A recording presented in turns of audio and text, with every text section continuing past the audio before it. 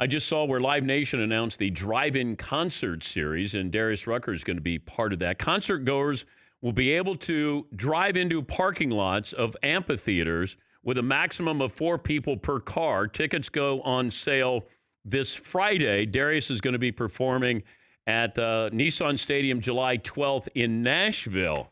That's a pretty good idea. Cool idea. Darius joins us on the program. What's the longest you've gone without performing in front of a crowd, no matter what size?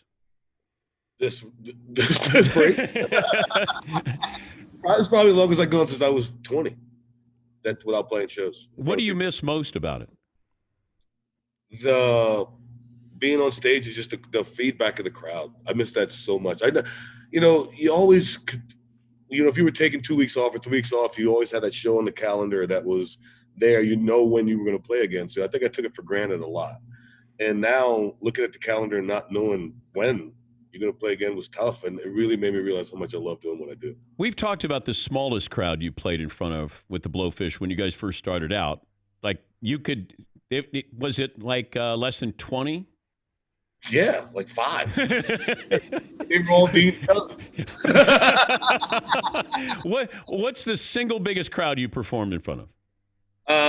In 94, the two biggest crowds we played for in 90, I think 95, we played in East Lansing, Michigan at a festival, and there was 72,000 people there. And then in Charleston, we played a festival that had like 75,000 people there. Do you know, does it matter if it's 20,000 to 60,000? Does it matter to you with the energy or? With the venues, you don't even know. It does. I mean, once you get that many people in there, you look and you go, holy goodness, there's a lot of people, but the energy is the same. The oddest band that you opened for? Oh my goodness. The oddest as in weird or like oddest as an odd band? Well, it wouldn't match your music. Oh, we opened up for Alex Chilton one day. Yeah, we opened for Alex Chilton at a club one night. Yeah, he didn't like us very much. Who else did you guys open up for? Oh goodness, back in the day, Toad the Wet Sprocket, we opened up for Big Head Todd and the Monsters was our first big tour. And those tours both went the same way. We started opening up for the guys, and by the end of the tour, our record was taken off, and you felt bad, but what are you going to do? Oh, I was there with Toad the Wet Sprocket. Sure. And Toad was big at the time, and then all of a sudden I checked back in with you at the end of the tour, and it was, ladies and gentlemen, please welcome Toad the Wet Sprocket, and then that would be the opening band, and I went, oh, what just happened? Because I would get there early so I could see you guys, and I realized that you guys were the headliner there. Yeah, it was early on. It was the record took off so fast. It was funny to watch that stuff. All of this stuff, there's a couple of things I wanted to talk to you about. As long as I've known you, which is, I think, 26 years, you've talked about South Carolina getting that Confederate flag down off the state capitol. That has happened. You see what's happening with Bubba Wallace at NASCAR events. You have gone and performed at NASCAR events. What was that feeling like? Did you ever feel uncomfortable when you went singing the anthem? You always feel uncomfortable when you're a black guy and you're driving into places and you see a bunch of Confederate flags. You always feel uncomfortable. I mean, there's no two ways about that. I mean, that's just an uncomfortable feeling.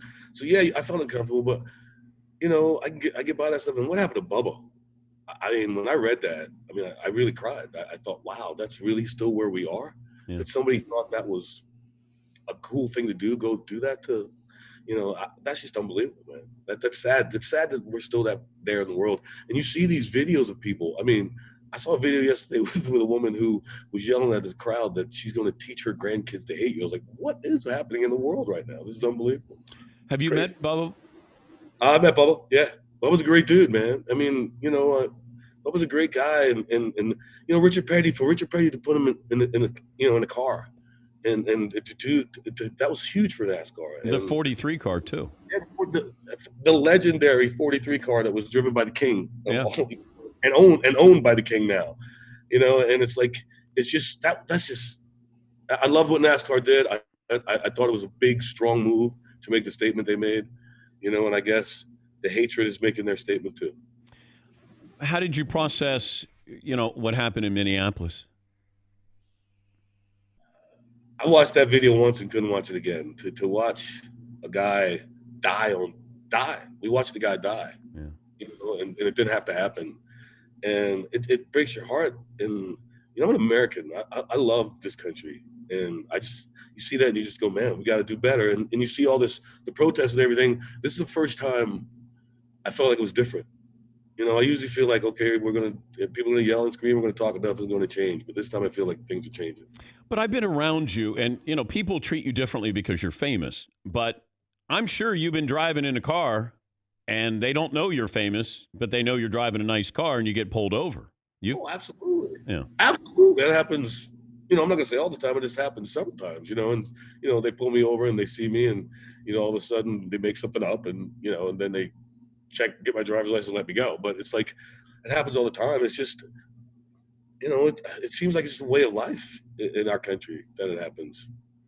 But I don't know if you talked to, your wife about your son, Jack, that, he's a teenager now, of just that fear. Like, what is the world? And he's going to be susceptible to all these things that we're watching now, or there's that possibility of that being out there. I talked to Jack about it, and it's you don't want your kids to go through that stuff. Like the thing that happened to Bubba, I can imagine if that was my son. I mean, and you got to talk about it. It's sad that you have to talk to your kid about, getting stopped by the police or the racism that's in the world and all this stuff. It's sad, but you have to talk about it because it's real. Because we're living it every friggin' day. And I don't know.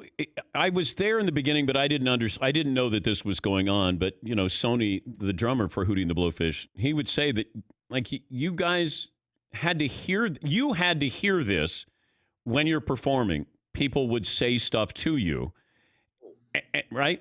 Or I don't know if you heard it, but these your guys, the band, they wanted to go fight. Like, let's stop the concert. Let's go out and find somebody.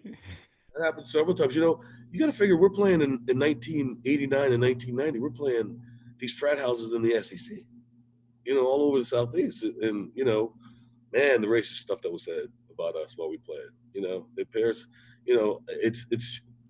we wanted to fight a lot, but we knew that we couldn't fight our way out of those frat houses. But there was the one time, though, you guys, I can't imagine some of the guys in the band throwing down, but didn't you have somebody that they did something across the street and then you... Oh, this was the same night we met Tiger Woods. And saw the Stanley Cup for the first time. Absolutely. We're leaving a bar and there's some guys across the street that start saying some stuff and they're throwing snowballs at us. And then they threw a snowball at me with a bottle in it. And so it was me and Sony were the first two walking. And, Dean's the passive one. Mark is a nice guy, but me and Sony are ready to go at any minute. And it was on, man. These kids were trying to get back in their car. We weren't having that. We were beating some. Well, you tell the story. I know I have you tell it all the time, but when you got in a fight in the bar and, the embarrassment of getting beat up by Hootie and the Blowfish, or your last line to these guys. We got the fight. We got a bar fight in Albuquerque, and we're I'm just mouthing off. You don't mean that. I'm mouthing off. We just beat these guys up. I mean, there's 5 bouncers, and we beat these guys up. It was shocking. It was shocking.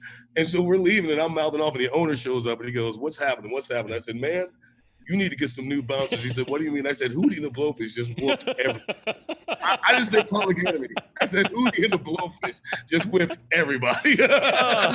I love that. I love that story. Oh, my God. We're talking to Darius Rucker, and if you're in Nashville, July 12th, it's a drive-in concert. Concert goers will be able to drive into the parking lots of the amphitheaters with a maximum 4 people. Tickets go on sale this Friday. How many people are you going to be able to get in these parking lots? No idea. I truly have no idea. The thing is, the parking lots are so friggin' huge. It's the parking lot of a football stadium, so they got to have the park. So I don't know how many people they're planning on doing, but man, I tell you, I'm ready to go play a show. And Brad Paisley's going to do this. Are you with Brad Paisley on that bill? I think it's 3 different nights. I think it's like Friday, Saturday, Sunday, and I'm doing Sunday.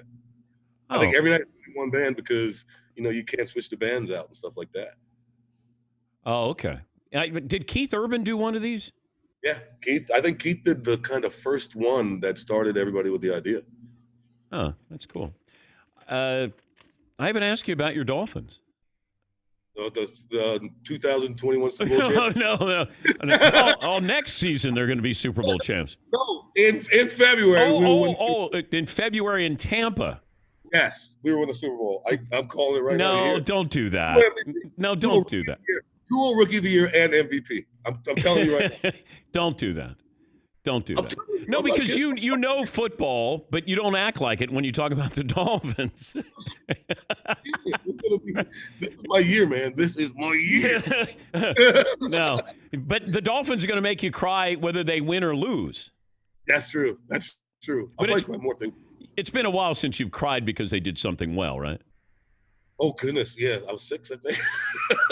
The last time we won the Super Bowl. That Darius named his daughter after Dan Marino.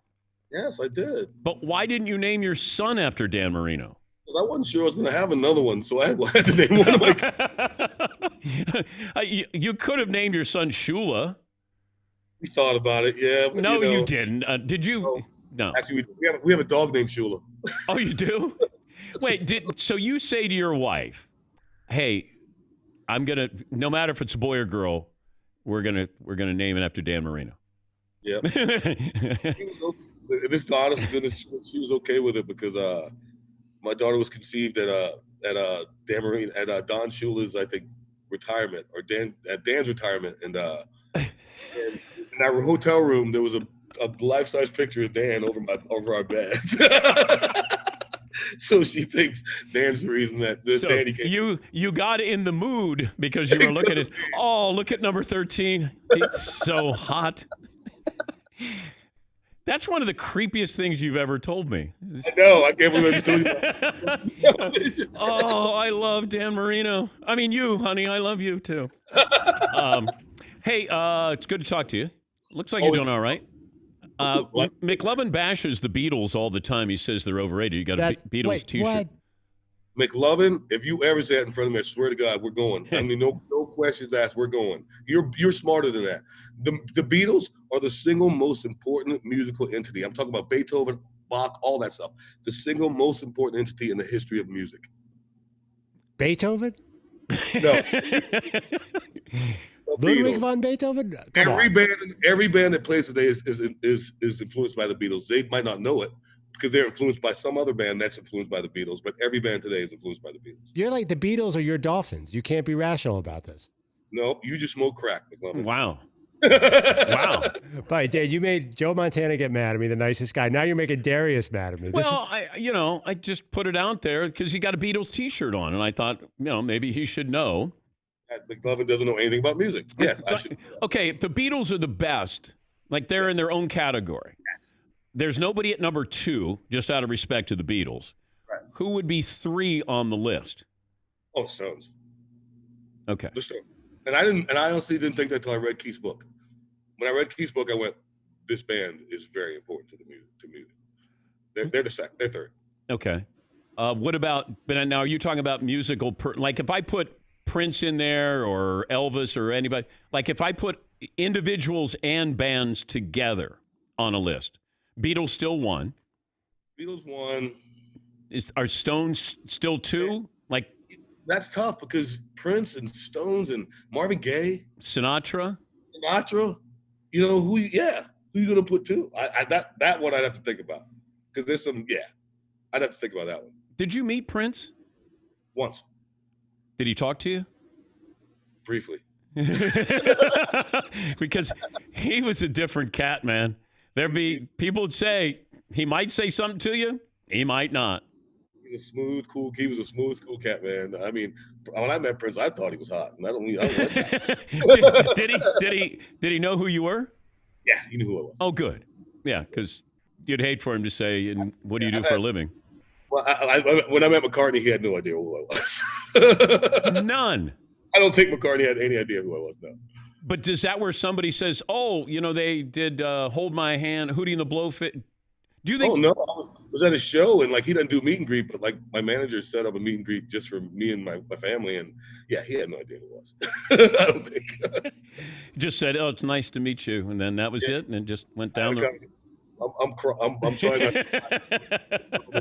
not about to cry. Tell him how much I love him. How I wouldn't be here if it wasn't for him. And he's like, I don't. Of course. Hey, it's good to talk to you. Hopefully, we'll cross paths here soon. Definitely, man. Love you. All right, buddy. Thank you. That's Darius Rucker.